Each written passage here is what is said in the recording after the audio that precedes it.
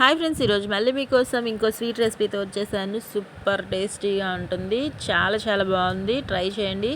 Easy ఇంగ్రీడియంట్సే టేస్టీగా ఉంటుంది. Try చేసి ఎలా వచ్చిందో కామెంట్స్లో చెప్పండి. నచ్చితే లైక్ చేయండి. యూస్ఫుల్గా ఉంటే షేర్ చేయడం మర్చిపోకండి. ప్రాసెస్ చూసేద్దాము. ప్రాసెస్ ఇంగ్రీడియంట్స్ ముందుగా పాన్ తీసుకొని దానిలో నెయ్యి వేసుకుంటున్నాను.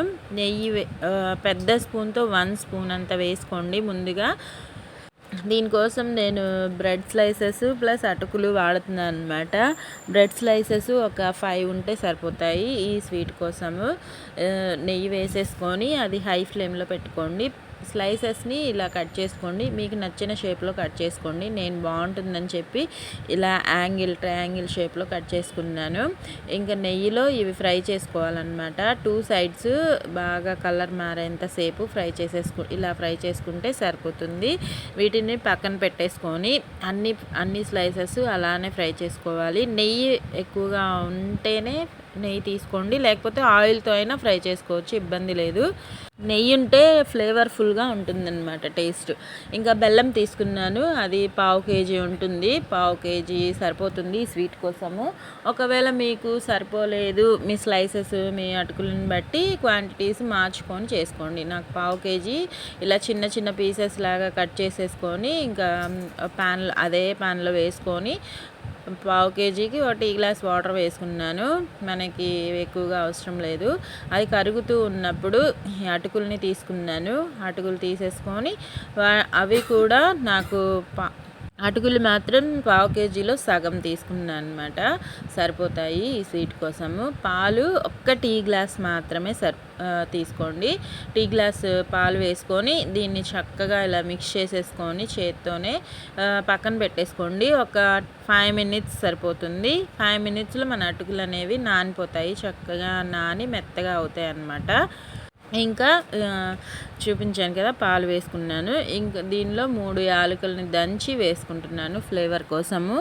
యాలకుల పౌడర్ ఉన్నా వేసుకోండి, 1 స్పూన్ సరిపోతుంది. బెల్లం హై ఫ్లేమ్లో అయినా పెట్టేసుకోండి దగ్గరే ఉంటే, లేకపోతే మీడియం ఫ్లేమ్లో అయినా పెట్టేసుకొని ఇలా మనకి గులాబ్ జామ్ పాకం ఉంటుంది కదా, అలా వస్తే సరిపోతుంది. చూస్తున్నారు కదా, పాకం అయితే రెడీ అయిపోయింది. మీకు కనిపిస్తుంది కదా టెక్స్చరు. గులాబ్ జామ్ పాకంలో వస్తే సరిపోతుంది.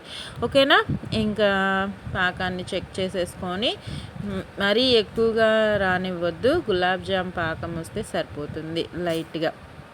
ఇంకా ఈలోపు మనం కట్ చేసి పెట్టుకున్న పీసెస్ ప్లస్ అటుకుల్ని కూడా ఈ టైంలోనే వేసేసుకోవాలి. డైరెక్ట్గా పాకంలోనే వేసేటప్పుడు మాత్రం లో ఫ్లేమ్లోనే ఉంచుకోండి. అన్ని పీసెస్ ఇలానే వేసుకొని చక్కగా నానబెట్టుకున్న అటుకుల్ని కూడా ఈ టైంలోనే వేసుకోవాలి. అన్నీ నీట్గా సర్దుకొని అటుకుల్ని కూడా వేసుకొని చక్కగా నిదానంగా నీట్గా మిక్స్ చేసుకోండి. నేను చూపించిన విధంగా ఇష్టం వచ్చినట్టు కలిపేయకండి, మనకి పీసెస్ విరిగిపోతాయి. ఆల్రెడీ పాకంలో తడిచాయంటేనే విరిగిపోతాయి.